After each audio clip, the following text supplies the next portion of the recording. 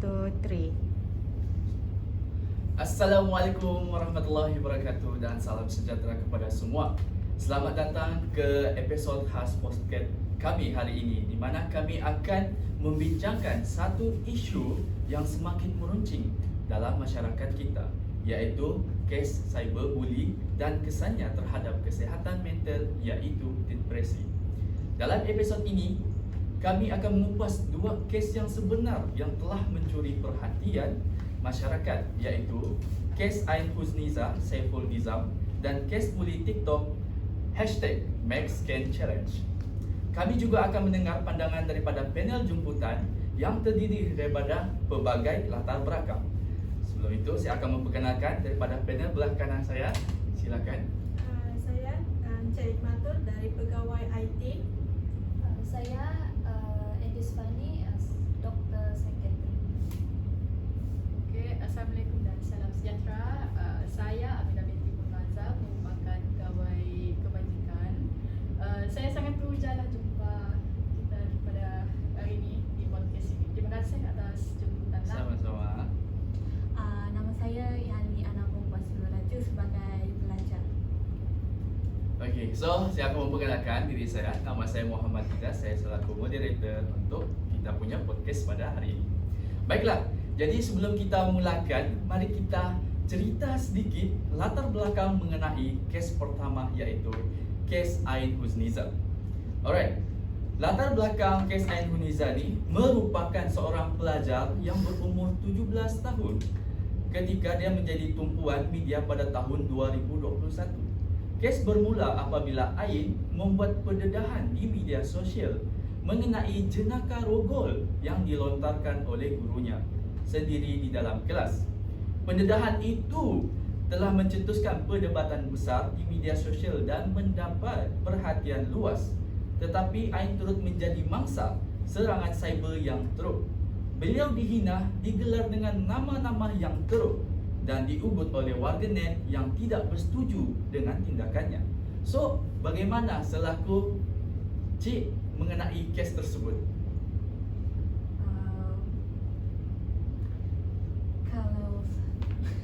Kalau saya lah sebagai pelajar, kes ni memanglah macam merasa sedih lah apabila saya mendengar ni, sebab saya pun pernah mengalami situasi yang berikut, tetapi tidaklah semacam inilah. Tetapi saya juga rasa bimbang terhadap dia punya future lah, sebab kes bully ni memang sesuatu yang berat. So kita tidak boleh pandang macam senang je, sebab ini membuatkan efek kepada pelajar itu sendiri dalam masa tempoh panjang. Ya. So, seperti mana yang Cik Yani ni terangkan kepada saya. Cik Yani ni juga merupakan mangsa kes bully, bukan? Jadi, seperti mana saya menceritakan mengenai latar belakang kes Ain Husniza, boleh secara orang kata pandangan luas mengenai apa yang perlu dia lakukan sebagai kes bangsa bully juga. Kalau saya lah sebagai macam, kalau dia ni pelajar lah, dia mesti macam meluapkan perasaan dia. Betul. Lah, sebab kalau dia memendamkan perasaan dia takkan macam memikirkan apa yang kena buat. Dia akan membuatkan dia macam rasa dia alone, dia lonely, dia akan feel lonely, tak ada orang yang mendengar perasaannya. Nanti dia akan kelamaan-lamaan dia akan jadi macam depresi lah, depression. Dia tak ada macam self-esteem akan kurang. So sebagai saya, macam pengalaman saya lah, kalau saya ni seorang macam yang suka main dalam permainan online. So ada orang yang mengatakan macam perkataan yang benci-benci, macam set dalam macam dia memberi gambaran yang seksual terhadap saya. Macam pada masa tersebut saya ni macam orang yang macam self esteem yang confident, yang orang yang macam okey lah, ceria. Selepas saya mendapat gambaran seperti itu, macam sexual lah, semualah, tapi macam tidak cantik lah seperti itu, saya macam kurang lah keyakinan diri saya, dan juga macam saya tak suka pergi sana. Saya pergi sana sebab nak main dengan kawan-kawan, dengan menghilangkan stres. Tetapi bila saya macam mengingatkan pengalaman ini juga, saya macam jadi stres lagi. So saya tak pergi sana. Dengan stres ini macam saya macam tidak ada orang yang meluahkan perasaan. Tetapi saya ada juga macam solution lah. Saya pergi penyelesaian untuk first saya tell dengan orang yang memang close dengan saya lah untuk jalan penyelesaian. So dia pun tahu apa yang kita perasaan, apa yang kita mengalami, dialami lah. First, yang kedua tu saya pergi macam explore lah, sebab disebabkan stres ini kan kita macam sudah macam tak suka dengan situasi yang bersosial lah. So pada pendapat saya pergi pelajar tu kena pergi ke sosial lah, macam bersekitar yang sosial lah. So dia boleh ada self esteem yang kuat lah. So pembosian yang sangat menarik daripada Cik Yelini. So kini mari kita lihat kes yang kedua yang berlaku di platform media sosial, iaitu TikTok, dalam satu cabaran yang dikenali sebagai #MaxCanChallenge. Berapa individu memuat naik video yang memenuhi jangkaan pengguna lain. Apa yang berlaku? Mereka menerima ribuan komen yang negatif, termasuk ugutan, ejekan terhadap rupa paras dan kritikan yang melampau. Salah seorang mangsa, seorang remaja perempuan, dilaporkan mengalami kemurungan yang teruk sehingga dia mendapati rawatan terapi. Jadi melalui ini, Cik Yelini, apakah pandangan Cik Yelini tersebut terhadap kesan kemurungan yang teruk dihadapi oleh perempuan tersebut? Kesan? Ya, kesan kemurungan yang dihadapi oleh perempuan tersebut mengenai kes bully itulah. Pada pendapat saya macam kesan kemurungan yang dihadapi oleh yang victim ni lah, lama kelamaan kemurungan ini akan menjadi macam depresi lah. Pada pendapat saya, kalau kita berkongsi kita punya perasaan kepada kawan-kawan tu, kita merasa menjaga sikit lah. Tapi bila kita jadi murung, kita tak bergaul dengan kawan-kawan, bergaul dengan orang yang close dengan kita, kita rasa macam dia murung. Lama kelamaan dia akan menjadi dia tak suka dengan situation dia takkan bergaul dengan orang yang baharu juga. Ya. So lama kelamaan dia macam depresi juga. Dia macam dia tak suka buat aktiviti yang dia disukai sebelum ni, dia tak minat juga. So yang ini kesan yang negatif lah kepada mangsa itu. Okey, so pengongsian yang sangat menarik Cik Yelini. Di sini kita dapat lihatlah kesan kemurungan tu sangatlah teruk kepada seorang pengguna, apatah lagi dia merupakan mangsa kes bully. So seterusnya mari kita membincangkan mengenai kesan psikologi terhadap mangsa bully cyber seperti dalam dua kes ini. Saya ingin menjemput doktor sendiri, seorang doktor psikiatrik, untuk memberikan pandangan beliau. Silakan Cik. Sebelum itu terima kasih kepada saya cakap tadi. Terima kasih Mr. Ketan di podcast ini saya boleh membawa kepada depresi. Soalan yang menarik dan penting untuk pengetahuan ramai, terutama kepada zaman sekarang lah kan.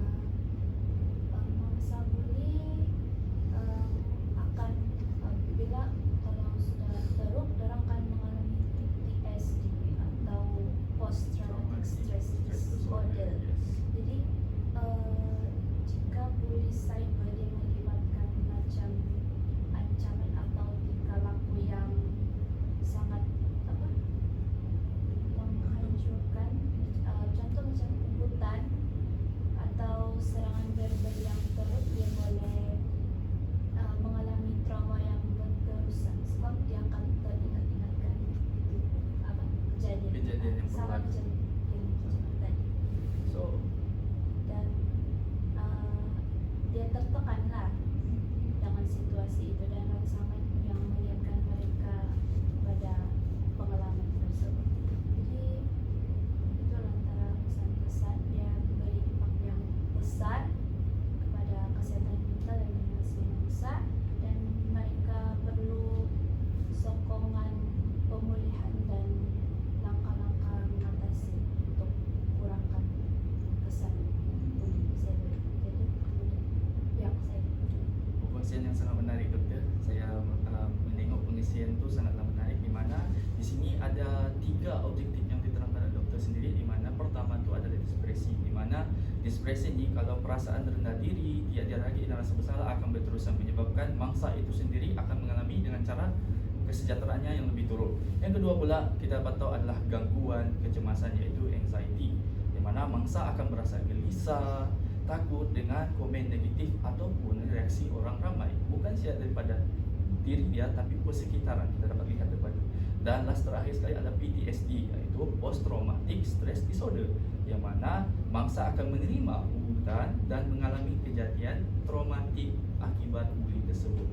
Jadi doktor, saya ada tanya satu persoalan, bagaimana pula kesannya kepada remaja, sedangkan tadi kita menceritakan mengenai kepada kes Ain. Bagaimana pula dengan kesannya itu kepada remaja sendiri? bagi kesan terhadap remaja sekarang kan memang sangat terlibat pada Betul. media sosial kan. Ya. Jadi bila banyak kes bullying Ya. ini akan mencetuskan tentunya perkembangan emosi Emosi. emosi dan mudah tidak stabil. Jadi contoh macam merasa tidak diterima, dia beri kesan pada cara mereka melihat diri sendiri dan secara meluas lagi lah dunia begitu, menyebabkan mereka menarik diri daripada kehidupan Sosial mereka itu sendirilah. Sangat menarik. Okey. So doktor, apabila kita tahu kesannya itu sendiri, bagaimana pula caranya doktor kita cuba untuk mengatasi masalah tersebut? langkah. Ya betul, langkah-langkah itu. Secara general yang pertama tu kena kesan lah. Kesan mengenal pasti dia punya tanda-tanda bullying cyber itu sendiri. Dan kadang-kadang mangsa tu dia malu atau dia rasa takut untuk bincang. Jadi penting untuk dorang cari sokongan sosial macam keluarga, kawan-kawan, kaunselor yang boleh dipercayai lah. Jadi ini untuk ambil tindakan awal, sebab penting untuk kurangkan kesan daripada kesan psikologi itu lah terhadap individu yang merupakan bangsa bully cyber. Jadi sokongan sosial ini dia memainkan peranan yang sangat besar dalam proses pemulihan. Rangkaian sokongan yang positif dia bantu bangsa rasa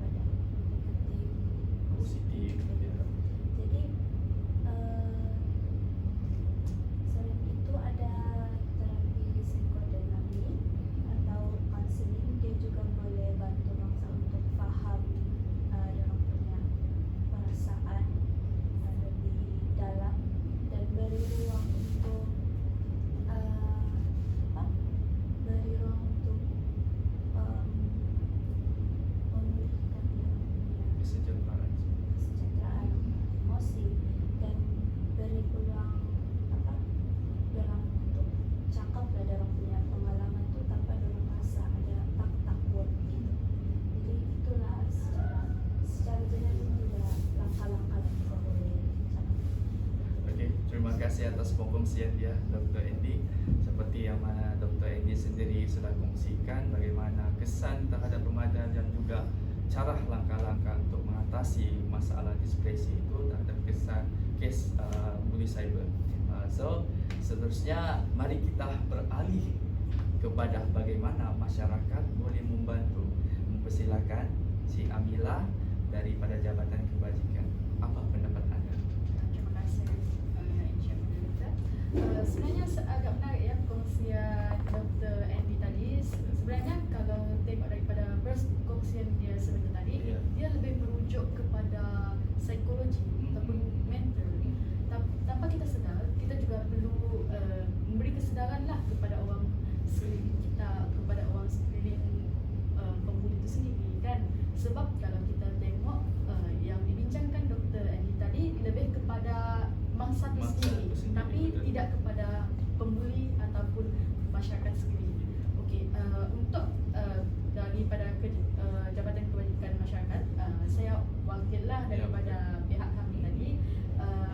Jadi saya sangat ingin mengupaslah sedikit peranan kami lah dalam membantu mangsa-mangsa ini, kira-kira faktor umur ataupun sebagainya lah.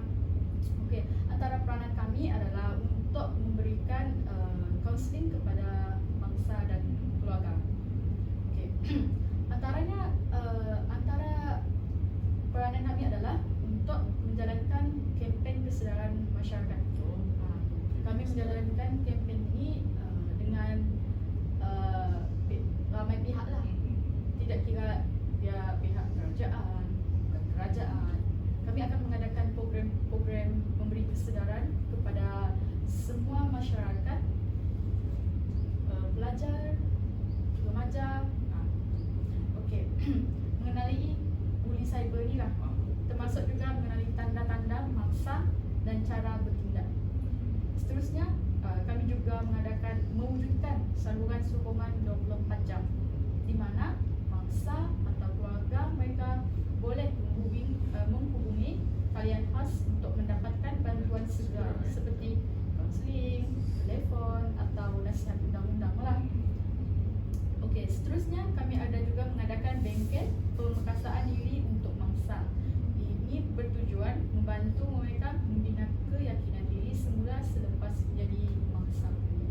Seperti mana kita tahu, mangsa buli ni kalau sudah ada pernah dibuli, mereka akan hidup dalam ketakutan lah. Jadi itulah tujuan program pemekasaan diri ini dilakukan kepada mangsa, supaya dia boleh keluar daripada ketakutan tersebut. Namun cabaran terbesar kami adalah kurangnya laporan dari mangsa itu sendirilah. Sebab kebanyakan mangsa yang telah mengalami bully cyber ini kurang memberi maklumat ataupun kurang berkongsi masalah mereka kepada kami lah. Jadi kami kurang mendapat informasi daripada mereka. Jadi kalau kami kurang mendapat informasi, bagaimana cara kami untuk membantu mereka? Sebab itulah kami membuat program saluran sokongan 24 jam lah, supaya diorang kalau mereka mahu berkongsi, kami dah ada sediakan platform. Cumanya mangsa itu sendiri yang perlu menghubungi kami ataupun keluarga mereka sendiri. Itu sajalah. So Cik Amila, terima kasih atas pengisian yang menarik. So penonton di luar sana, seperti mana Cik Amila mengatakan, kita dapat lihatlah daripada kebajikan masyarakat itu yang menjalani banyak program-program sepertinya, menjalankan kempen kesedaran masyarakat, kedua mewujudkan saluran sokongan 24 jam, dan last kali mengadakan bengkel pemekasaan diri untuk masyarakat ataupun mangsa itu sendiri. So seterusnya kita beralih kepada Cik Hikmatul. Dari pula sudut teknologi itu sendiri, bagaimana? Okay, terlebih dahulu saya mengucapkan terima kasih kepada Encik Moderator kerana menjemput saya pada podcast hari ini. Sama-sama. Dalam bidang teknologi maklumat, kita sering melihat bahawa bully cyber ini merupakan isu yang tidak hanya memberi kesan kepada individu.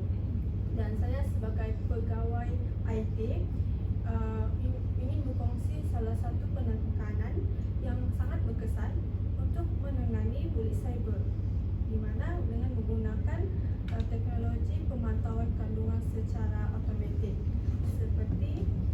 mekanisme yang dibangunkan untuk mengenal pasti komen-komen negatif atau perkataan-perkataan yang berunsurkan penghinaan atau sebarang bully cyber yang mana digunakan untuk memantau platform dalam talian secara berterusan, yang mana ia secara automatik akan menyekat komen-komen negatif yang yang dipostingkan dan atau memberi amaran kepada pihak berkuasa platform jika kandungan posting tersebut berpotensi menjadi viral jika berkait dengan bully cyber. Bully cyber itu sendiri.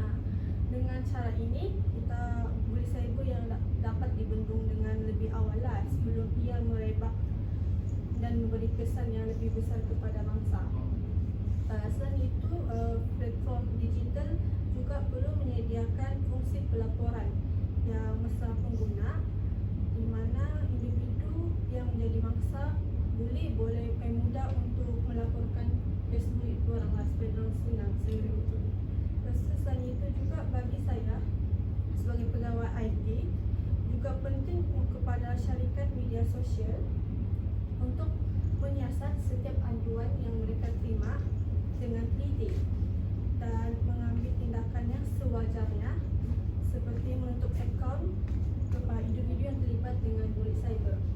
Dan kalau boleh saya mau beri nasihat juga kepada pengguna yang di mana literasi digital di kalangan pengguna media juga penting, dan di mana saya ingin mengingatkan kepada semua pengguna untuk lebih peka terhadap tatapan keselamatan dalam talian mereka lah.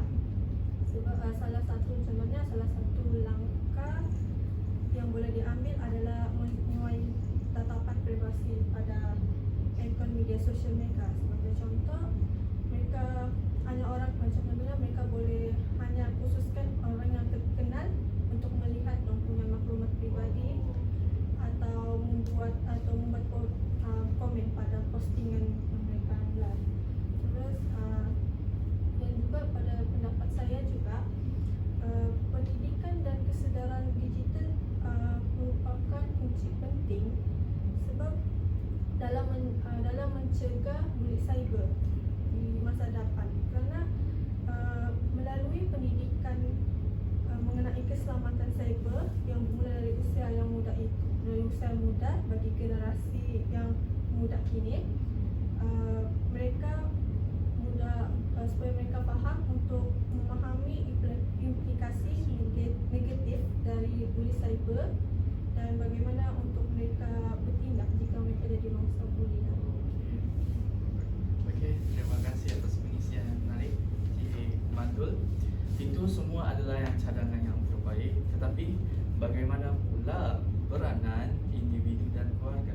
Bagaimana mereka boleh membantu? Sebagai Cik Amila, boleh mengisikan pengisian terbaik? Sebenarnya kan mangsa bully ni boleh dirawatlah melalui keluarga mereka sendiri, ataupun mangsa bully ni boleh ditolong oleh pihak keluarga dia jugalah. Pihak keluarga ni memainkan jugalah peranan penting kepada mangsa bully tersebut. Ya, seperti sokongan sosial lah untuk kepada mangsa bully. Antara langkah yang boleh diambil oleh keluarga ialah berbual secara terbuka dengan anak-anak. Ya, kita macam tanyakan kepada anak-anak tersebut, adakah ada masalah hari ini, ada yang membulikah. Jadi bila anak-anak sudah selesa dengan kita, macam kita akan anak-anak pun selesa untuk bercerita apa-apa masalah itu. Jadi ya, dia mereka lebih rasa terbuka. Jadi tidak masalah macam saya takutlah cerita dengan keluarga saya, mungkin keluarga saya tidak boleh terima. Jadi itulah pentingnya apabila macam kita ada keluarga, kita tanyalah kepada ahli keluarga kita ada masalah tak, supaya mereka tidak keseorangan yang macam itu. Okey, seterusnya kita perlu memantaulah aktiviti digital ni. Ini bukan bermaksud kita macam mengawal, bukan juga kita bermaksud kita tidak membenarkan mereka untuk menggunakan gadget, media sosial. sebab kita tahu media sosial ni penting juga kan untuk kita untuk isu-isu perkembangan semasa. Misal contoh kan, kalau kita tengok macam influencer kita kenalkan Khairul Amin, Ya, betul. beliau menggunakan media sosial tu sangat baguslah, di mana dia promote sambalnya dia sampai menjadi jutawan sekarang. Jadi itulah antara kelebihan media sosial. Namun bila berlakunya masalah seperti kes bully ini di kes Ain Husniza dan kes bully di TikTok ini menjadikan platform ni tiba-tiba menjadi tercemar. Jadi oleh itu kita perlu mengawasi aktiviti digital itulah. Okay, seterusnya adalah dapatkan bantuan awal.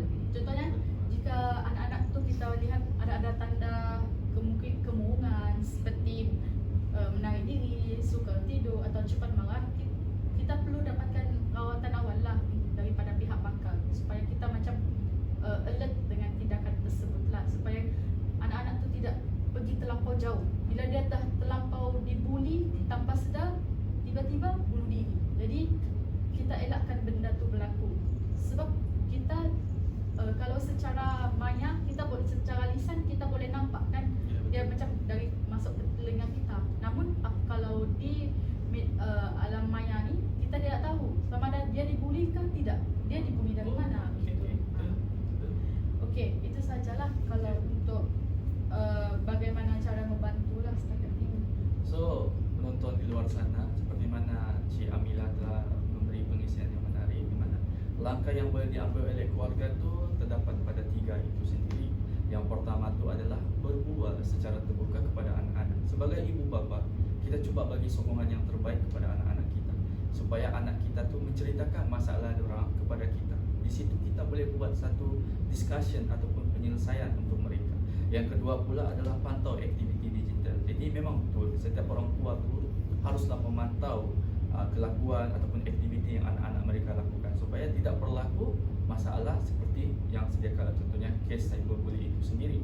Dan ketiga adalah dapatkan bantuan awal, di mana kalau ada benda-benda seperti ini, ibu bapa tu ataupun masyarakat haruslah memberi pertolongan seperti bawa mereka ke tempat yang terbuka, bawa mereka ke tempat psikiatrik dan sebagainya, betul? Okey, dan terakhir, apa yang boleh dilakukan oleh masyarakat itu sendiri secara keseluruhan, Cik Amila? Kalau untuk masyarakat ni secara keseluruhannya, masyarakat boleh menghentikan penyebaran kandungan negatif lah. Okey, jangan terlampau berkongsi atau memberikan kritikan kepada atau kritikan seperti yang tidak membina. Jadi untuk melindungi kandungan bully ini, kerana ia kalau kita komen kritik lagi, dia menggalakkan lagi pembuli yang lain datang. Gitu. Sebab kalau kita tengok kan di media sosial, kalau seorang dah memberikan kritikan yang buruk, yang lain pun akan ikut. Jadi tanpa sedar mereka adalah pembuli tersendiri. Dalam sedar tak sedar mereka juga adalah pembuli. Mungkin kita tidak nampak kan kalau yang mangsa ni kita tidak nampak kita membuli dia. Okey, seterusnya adalah tampil sebagai saksi. Okey, jika kita melihat seseorang itu dibuli dalam talian, laporkanlah kepada platform media sosial dan berikan sokongan kepada mangsa. Okey. Seterusnya adalah menormalisasikan budaya empati. Ajarkan bahawa setiap individu berhak dihormati, tidak kira rupa, pendapat ataupun kepercayaan mereka lah. Sebab kita tahu kan kita ni di Malaysia juga berbilang bangsa, berbilang kaum. Mungkin adat saya, contoh kalau adat saya di Sarawak mungkin tidak sesuai adat di tempat lain. Mungkin kita hanya macam adat dia gitu. Jadi kita tidak boleh memberikan kritikan yang kurang baik lah, sebab itu adalah normal untuk adat dia. Jadi mungkin kita memberilah sedikit empati lah kepada setiap benda yang berlaku tu. Okey, itu saja. Okey, terima kasih atas pengkongsian yang menarik, Cik Amila. Jadi jelas sekali menangani kes cyberbully itu memerlukan kerjasama daripada semua pihak-pihak, keluarga, masyarakat, kerajaan dan serta syarikat teknologi. Adakah terdapat contoh kerjaan program ini? Cik Hikmatul. Ada, contohnya di beberapa negara seperti New Zealand dan Sweden, di mana mereka telah memperkenalkan cyber safety cyber safety ambassador dalam kalangan pelajar, di mana pelajar di negara tersebut dilatih untuk membantu rakan sebaya mereka untuk menghadapi bully cyber. Di mana langkah ini dilihat berjaya kerana telah meningkatkan keberanian bangsa untuk melaporkan kes buli mereka dan sekaligus mengurangkan insiden buli dalam kalangan remaja. So, pengkongsian yang sangat menarik Cik Hikmatul. So, penonton di luar sana, seperti mana Cik Hikmatul terangkan, dekat New Zealand dan Sweden tu, mereka ada memperkenalkan Cyber Safety Ambassador, yang mana dalam kalangan pelajar itu mereka membantu agar mereka tidak dibuli. Jadi di sini langkah sangat berjaya. Apa kata kalau kita lihat di dalam kalangan di Malaysia ini, kita terapkan safety semacam ini kan, supaya dalam kalangan platform media massa tidak ada kalangan remaja yang mengenal masalah tersebut. Okey. Terima kasih kepada semua panel jemputan hari ini. Sebagai kesimpulan, buli cyber bukan sahaja melibatkan mangsa tetapi juga tanggungjawab bersama kita semua untuk menghentikannya.